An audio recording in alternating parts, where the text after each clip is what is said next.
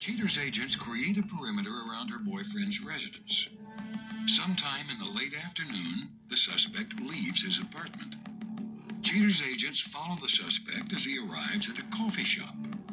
Vanessa's boyfriend meets with an unknown female who impatiently waits on him at a table on the sidewalk. The pair sit and chat over coffee. He's been working out at the gym quite a bit, and he tells me that he has a competition that he's going to. But whenever I ask him for dates, he just doesn't know. He won't give me an answer. He's been hiding his text messages. I've caught him in several lies. And he used to be real touchy-feely with me.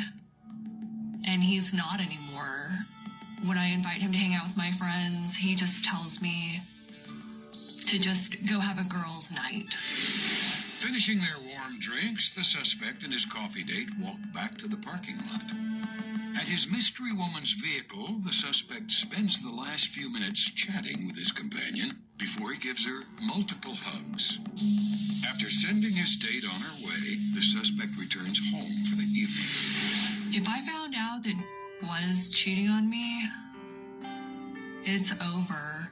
I would feel so betrayed because we've been together so long. And I would be angry because he wasn't man enough to just break up with me. If he wanted somebody else, then he needs to end it with me and then start something with someone else. So if he's done with me, that's fine. I'll accept it. And nothing he can say will make me change my mind. I won't take him back.